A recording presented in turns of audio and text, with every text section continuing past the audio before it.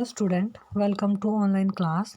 Today we will continue your chapter number 4, the French Revolution. Chapter number 1 of history, the French Revolution. ठीक है, पिछली video में हमने इसमें पढ़ा था कि नेपोलियन बोनापार्टा का जो किस तरह से उसका यहाँ पे उसने अपना प्रशासन चलाया था। डायरेक्टरी प्रशासन क्या, डायरेक्टरी जो पावर थी वो क्या थी फ्रांस में। फिर हमारा जो टेररिज्म का यहाँ पे शासन हुआ था वो क्या था। फ्रांस में हमारा जो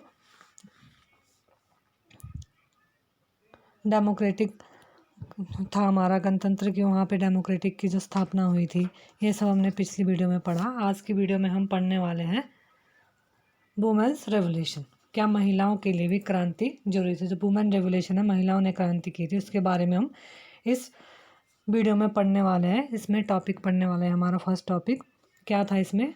from the every beginning women were active participant in the event which brought about so many change in the French society. जो स्टार्टिंग से ही क्या था, वुमेन ने उसमें फ्रांसीसी समाज में अपने बहुत ज़्यादा इम्पोर्टेंट जो एक्टिविटी की है, परिवर्तन लाने में बहुत सारे गतिविधियों में अपनी एक्टिविटीज़ को, अपने काम को उसमें रखा है। इसमें से क्या था, most women of the third state had to work for a living. Their wages were lower than those of men. जो वुमेन थी वह क्या थी, वह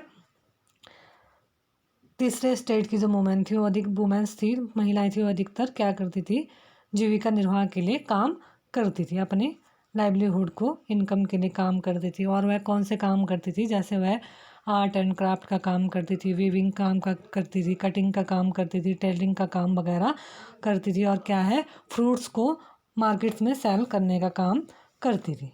ठीक है, परंतु उनका जो वैगेज होता था, उनकी जो सैलरी होती थी, वह वो मैन के अकॉर्डिंग वुमेन की सैलरी कम होती थी।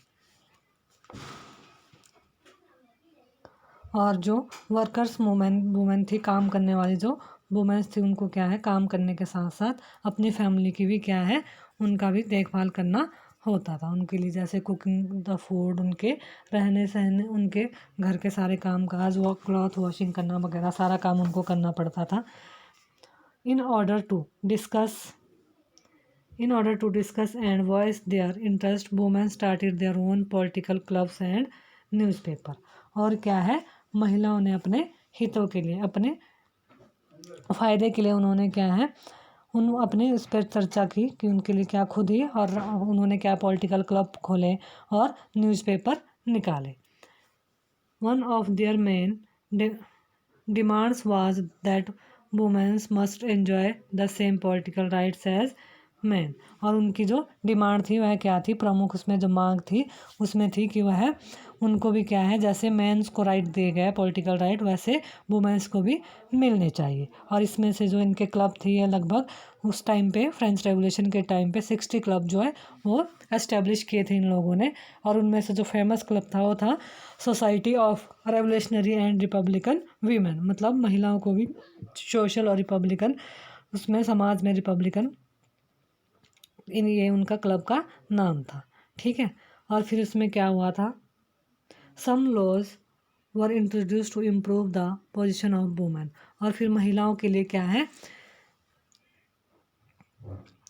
1791 में कॉन्स्टिट्यूशन में जो निष्क्रिय नागरिक का दर्जा दिया गया, उनको भी नागरिकता का, उन्हें पार्ट करने का राइट दिया गया था। और महिलाओं के लिए असेंबली में चुने जाने के लिए जो उनके पॉलिटिकल राइट्स है, उसकी उन्होंने अपनी मांग रखी थी। पोजीशन के लिए इम्प्रूव करवाने के लिए अपनी मांग रखी।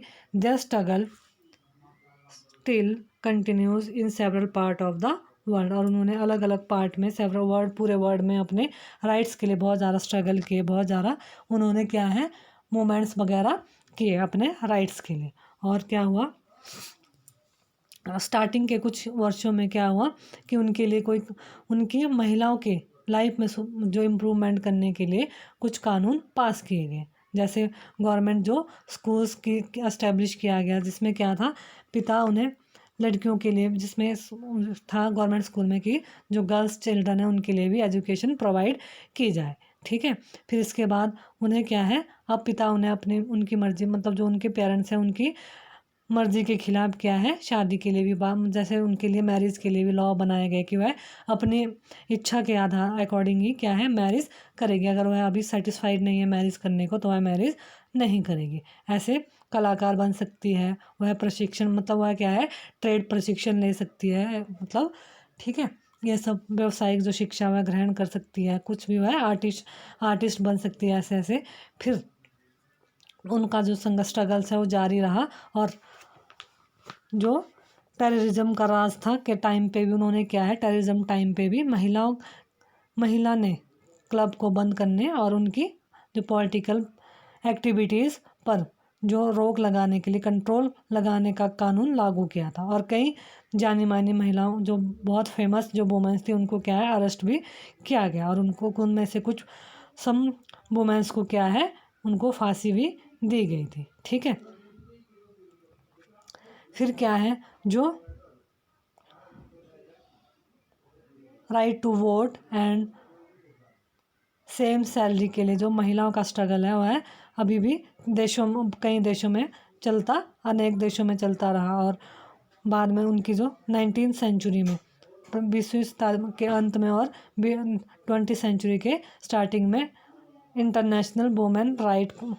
इंटरनेशनल वोट टू राइट आंदोलन के जरिए उन्हें क्या है अधिकार मिल गया था। और फिर उससे एंड एट लास्ट में क्या हुआ, it was in finally 1946 that women in France won the right to vote. और 1946 में क्या हुआ था लास्ट में कि वुमेन्स को मताधिकार हासिल हो गया था। तो ये थे वुमेन के स्ट्रगल। अब हमारा नेक्स्ट टॉपिक है the evolution of slavery. Evolution of slavery होता है दास प्रथा का, एवोल्यूशन होता है उन्मूलन, और स्लेवरी होता है दास प्रथा का उन्मूलन किस प्रकार से हुआ था। There was triangle slave trade between Europe, Africa and America, ठीक है। इस कमी मतलब स्लेवरी को दूर करने के लिए यूरोप और अमेरिका और अफ्रीका के बीच क्या है ट्रायंगल दास प्रथा, दास व्यापार द्वारा पूरा किया जाता है। और दास जो ये क्या है स्लेवरी है, यह 17वीं सेंचुरी के शताब्दी में शुरू हुआ था दास प्रथा की स्टार्टिंग, ठीक है। इसमें जो फ्रांसीसी थे लोग थे वह क्या है ट्रेडर थे, वह बोर्दे या नानते बंदरगाह से अफ्रीका तट तक क्या है ये अपने जो जहाज है शिप्स वगैरह अफ्रीका तक ले जाते थे, जहाँ वह स्थानीय जो वहाँ के जो क्या है वहाँ के राजा है किंग्स है या छोटे छोटे सरदार हैं उनको सरदारों से क्या खरीदते थे, लेबर खरीदते थे अपने लिए, और वह अपने काम करवाते थे। फिर क्या हुआ, in the 18th century there was little criticism of slavery in France. और 18th सेंचुरी में 18वीं शताब्दी में क्या है फ्रांस में क्या हुआ दास प्रथा की क्या हो गई, उनमें क्रिटिसिज्म होना शुरू हो गया, उनमें कमियां निकालना शुरू किया गया। No laws were passed against it, और इसके खिलाफ कोई भी जो लॉ है वह कानून पारित, परंतु दास व्यापार पर निर्भर व्यापारियों को नेशनल असेंबली में कोई भी ऐसा लॉ नहीं था कि वह इसको दूर कर सके। It was in 1794 that the convention freed all slave. और लेकिन क्या है लास्ट में क्या हुआ अंततः 1794 में कन्वेंशन ने फ्रांसीसी जो उपनिवेशक कॉलोनिज्म थे उनमें सभी जो स्लेवर्स को है वो क्या है मुक्ति का कानून, उनके लिए मुक्ति का कानून पास किया गया था। But 10 year later slavery was री इंट्रोड्यूस्ड बाय नेपोलियन। लेकिन 10 वर्ष के बाद क्या है दोबारा से फ्रांस में नेपोलियन द्वारा दास प्रथा दोबारा से पुनः शुरू की गई, दोबारा से स्टार्ट हो गई वहाँ पे। It was finally in 1848 that slavery was एबोलिश्ड in the French colonies. और फाइनली लास्ट में क्या है बागान मालिकों के जो गार्डन के मालिक थे ऑनर्स थे को अपने आर्थिक हित साधने के लिए क्या है फ्रांसीसी निग्रो लोगों को गुलाम बनाने की स्वतंत्रता मिल गई। और लास्ट में क्या हुआ फ्रांसीसी जो उपनिवेश है हमारे फ्रांस जो कॉलोनीज है कि अंतिम रूप से दास प्रथा का जो अंत किया गया था एबोलिस्ट किया गया था वो कब किया गया था 1848 में। ठीक है, अब है हमारा next topic the revolution and everyday life, मतलब क्रांति और रोजाना की जो लाइफ है वो कैसी थी। The year following 1789 in France saw many changes in the lives of men, women and children। क्या हुआ कि नए उनकी जो लाइफ थी वो किस तरह की थी, ये इस टॉपिक में हम डिस्कस कर रहे हैं। 1789 के बाद जब वहाँ पे रेवोल्यूशन होगी, उसके बाद के कुछ वर्षों बाद के जो वर्षों में क्या है, फ्रांस के में क्या है, मैन वुमेन एंड चिल्ड्रंस के जीवन में भी क्या है, लाइफ में बहुत सारे चेंजेस आए। जैसे क्या है,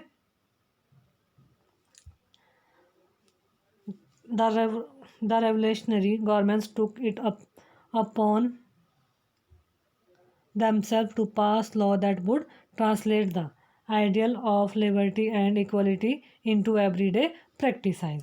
उसमें क्या है कि उसमें क्या किया गया था,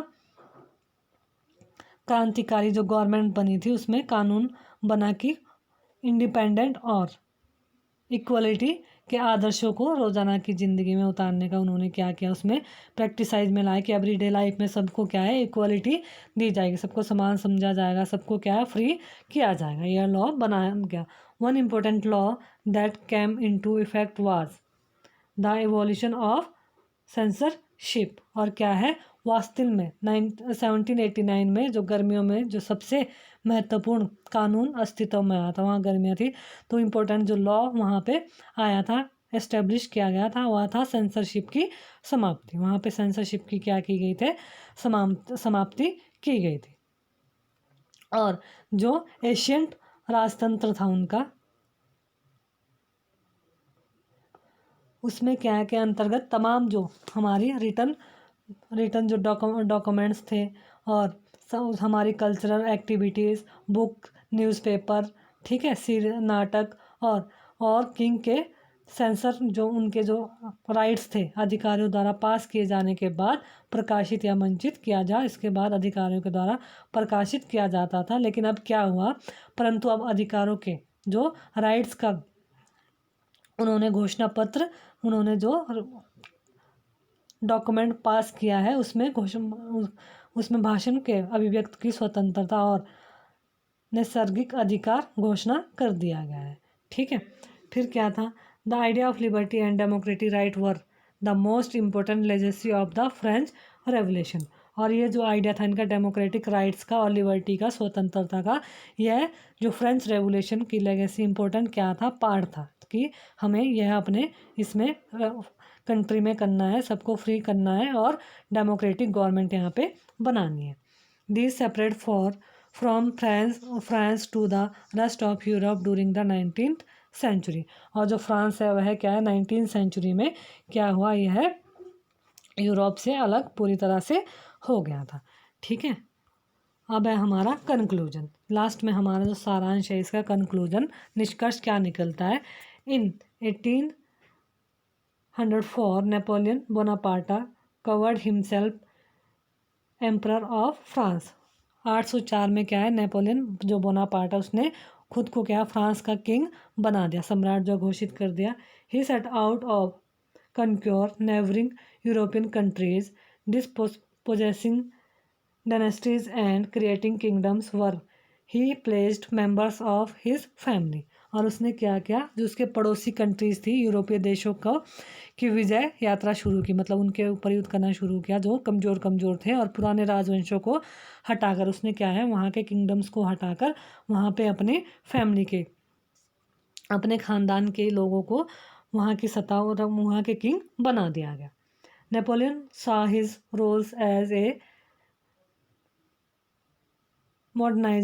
मॉडर्नाइजर इन ऑफ यूरोप। और जो नेपोलियन क्या है, खुद को यूरोप का आधुनिकरण, मॉडर्नाइजेशन का क्या मानता है, अग्रदूत मानता था। He introduced many laws such as a protection of private property and a uniform system of weights and measures provide by the decimal system. और उसने क्या किया, नेपोलियन उसने निजी संपत्ति की सुरक्षा के कानून को बनाए रखने के लिए जो हमारी डेसिमल सिस्टम है उसको आधारित नाप तोल का एक समान प्रणाली चलाई, मतलब वो एक जैसी उसने प्रोसेस चलाई थी।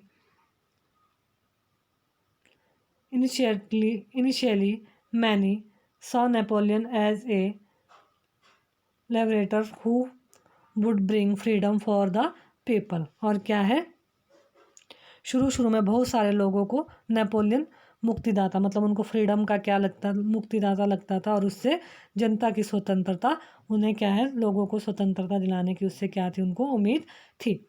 But soon the Napoleonic armies came to be viewed everywhere as an invading force। और लेकिन क्या हुआ, परंतु जल्द ही उसकी सेनाओं को लोग हमलावर मानने लगे। ऐसा क्यों हुआ? He was finally defeated at Waterloo in 1815। और वह क्या है, आखिरकार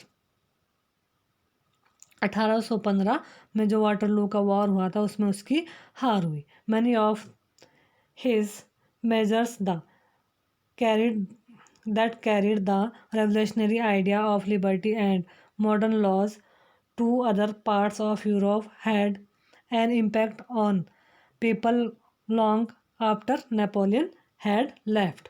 और क्या है, यूरोप की जो बाकी हिस्सों में मुक्ति का, स्वतंत्रता का और मॉडर्नाइजेशन का आधुनिक कानून को फैलाने वाले उसके क्रांतिकारी उपायों का असर उसकी जो डेथ के बाद है उसके बाद भी काफ़ी समय तक सामने आया, जो उसने क्या है, आधुनिकरण के उपाय बताए थे। तो ये था हमारा chapter number 1 French revolution. Second video में, अब हम नेक्स्ट वीडियो में चैप्टर नंबर 2 करेंगे, रशियन रेवोल्यूशन है हमारा सेकंड चैप्टर, उसको करेंगे।